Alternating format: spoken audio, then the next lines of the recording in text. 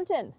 It's part of the Red Deer Rotary Picnic Park, and it's actually more of a climb than I expected. It's a really awesome place to look out, which is exactly what people have done here for about 1,000 years, actually. So in 1984, there was an archaeological dig at part of the top of this hill, and they found fire-burned rocks, which shows like campsites for about 500 to 1800 years before then, as well as pieces of pottery just like the ones we can see at the local museum with the same little rope pattern around the edge, and flint tools. So this was definitely a place where people camped at the top and at the base for a really long time.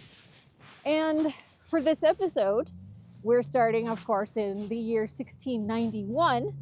You know that the Cree and the Blackfoot have been in this area for a long time. The Nakota or the Stoney are nearby in the Rockies. And that is where we begin our episode.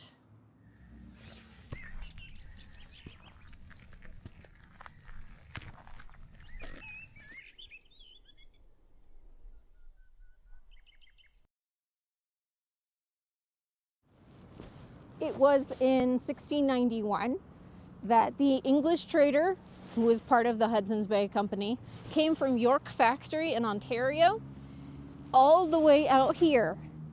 And in his journal, we can see that he found this area, probably because this is such a huge landmark, especially then without the buildings. It was just this and trees and plains. So this is one of the first areas that any European saw of Alberta.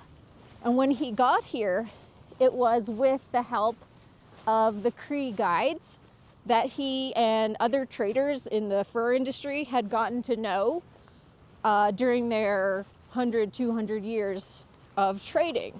So the Cree actually helped him find his way over here, helped him communicate with the people he met along the way.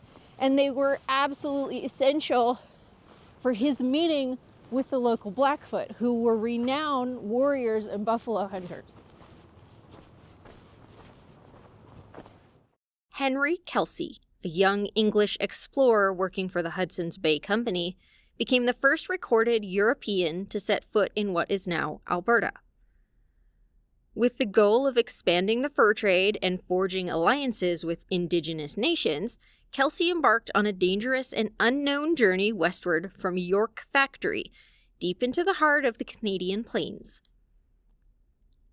Kelsey was dressed for survival in the wilderness in his traditional European garments, heavy wool coat and breeches, which were eventually adapted for the journey with Indigenous trade goods like moccasins, a beaded sash, and a powder horn.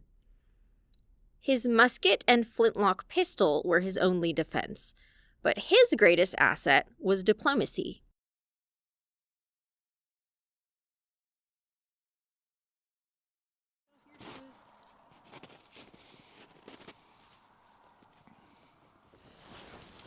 Henry Kelsey and other European explorers, who came after him, when they went through this area, they obviously saw millions of buffalo and the hunters, and lots of different animals, the squirrels, the pumas. But they also had the first sightings of grizzly bears, which, as we know, were a source of our very fancy hats.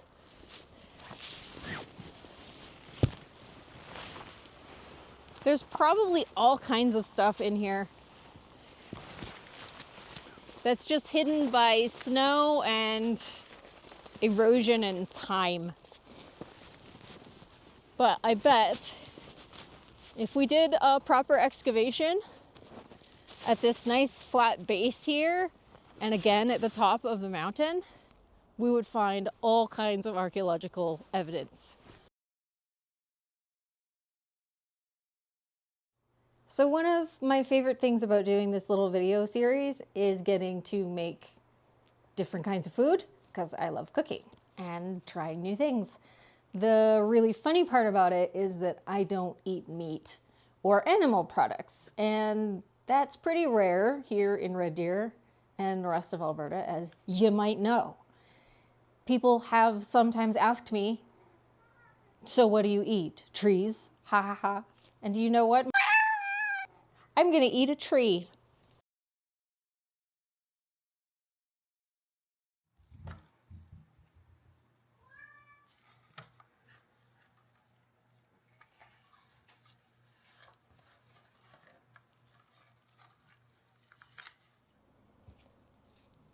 This lovely specimen here is a birch log. You have seen these trees everywhere if you live here, with the white bark and then the darker marks. We actually talked about this in the last video with the mythology. So the inside here is the hardwood, and obviously this is the peeling bark, and this little layer between the two is something we can actually harvest and use as flour. So, as you can see here, this is a whole huge layer that has been peeled off of a bigger log. This is the outer bark, see, which you can peel right off, which reveals this layer inside. So that's what we want to use to grind into flour and make some bread. I know that this is a dry, older log because yes, this tree was actually harvested last year and the wood has been drying to use in the fireplace. So I know that in the springtime, this is tender and easy to harvest with just a knife and definitely different to work with, but it's still the edible layer. This is what we have. It's the middle of winter. I don't need to chop another tree right now. So I'm going to actually rehydrate it in some boiling water and then start to work with the fibers and see what we can get out of it. Oh man, I might need you to do this.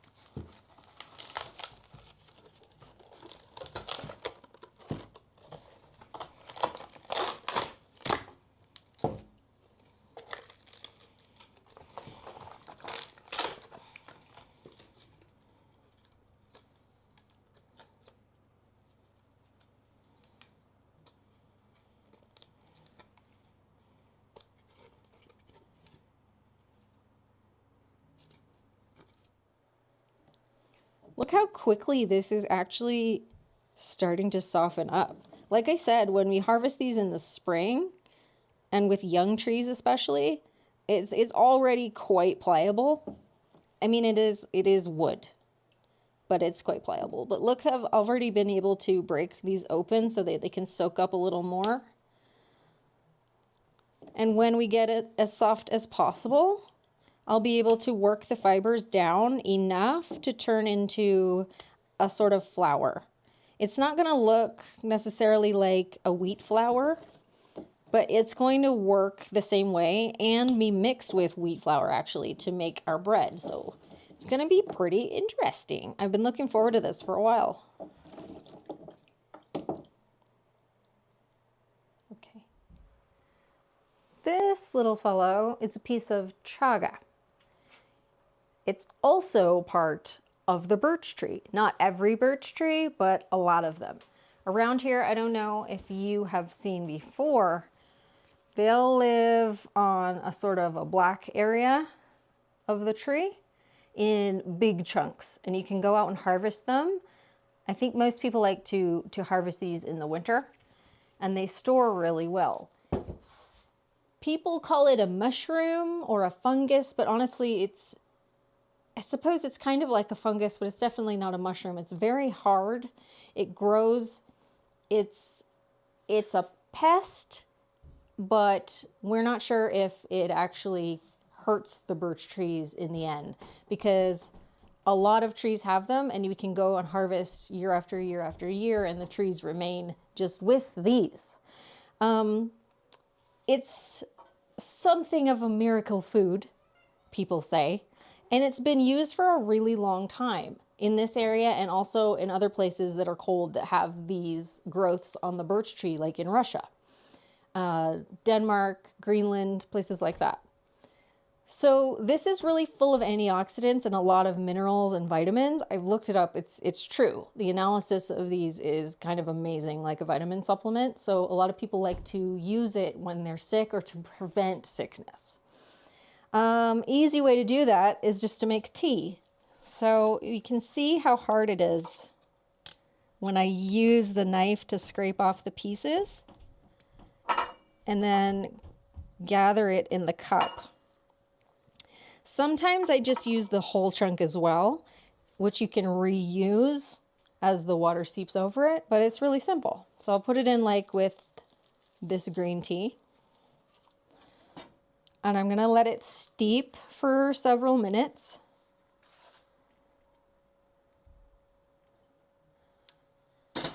And then we have a quite healthy cup of tea.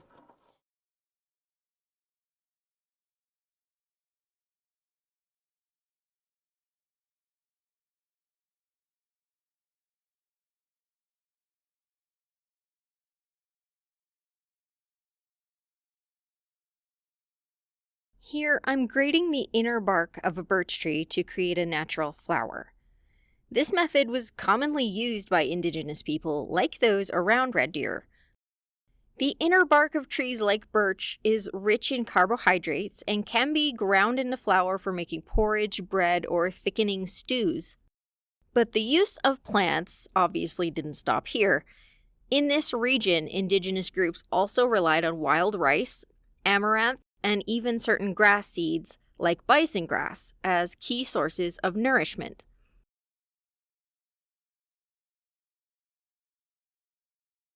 Birch inner bark, or cambium, is very carbohydrate rich because it's made of starch and sugar, as well as a lot of dietary fiber. Additionally, birch bark contains essential vitamins and minerals, including vitamin C, iron, and calcium. Combining birch flour with ground wild rice or other grains and seeds not only enhances the nutritional profile, but also improves the texture and flavor of the bread. Wild rice contributes protein and additional fiber, making the bread more filling and balanced.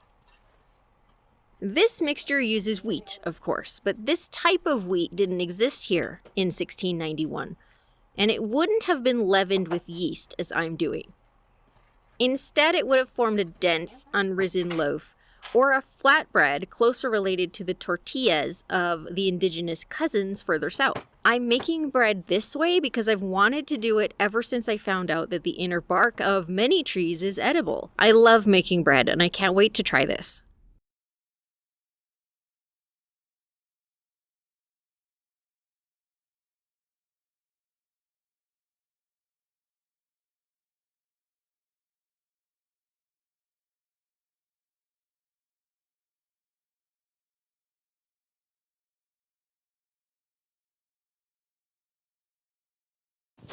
It says, a successful hunt.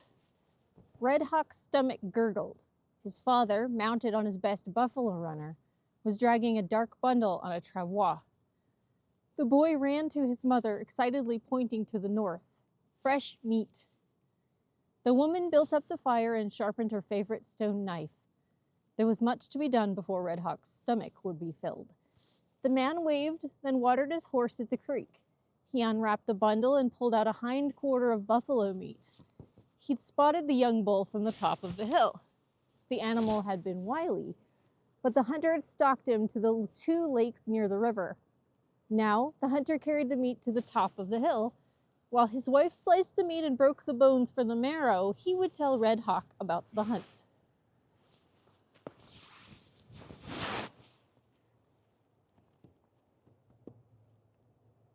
Great.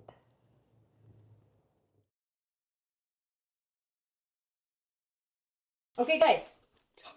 This is some bread that I made from birch bark because I just figured out that birch bark, since it's been here a really long time, people used to eat it when they didn't have a lot of other things to eat.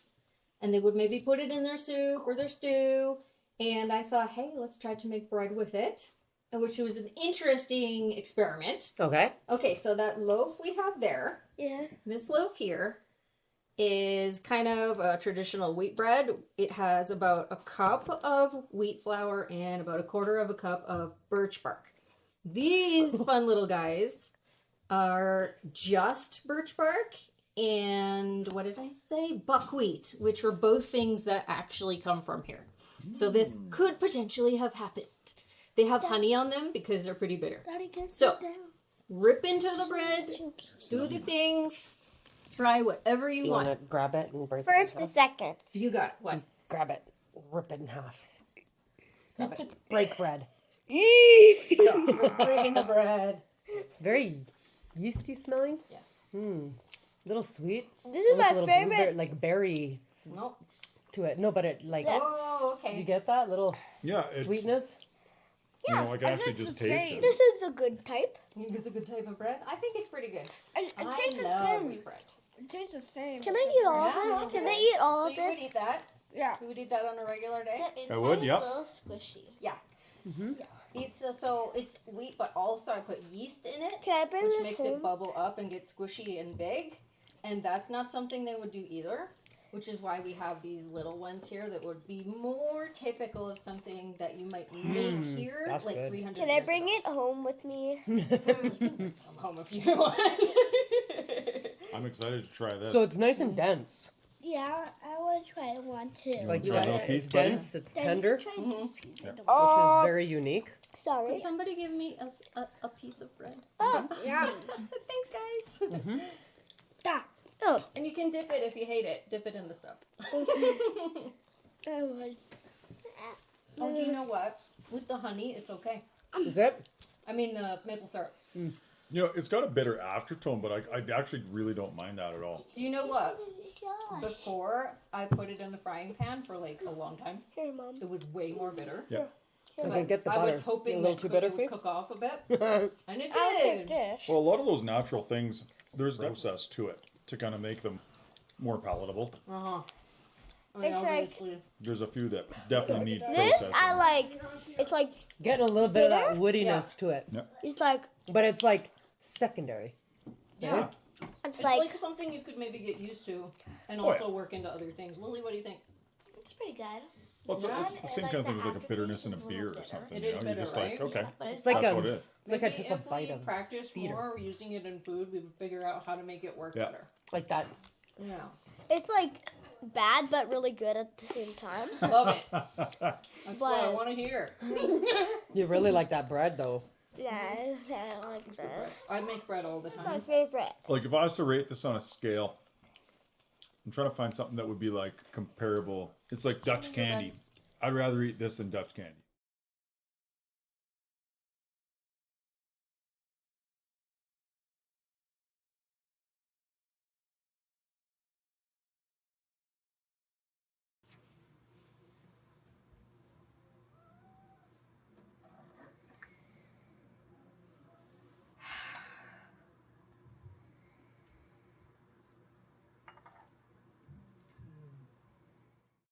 Are we there yet? I'm hungry.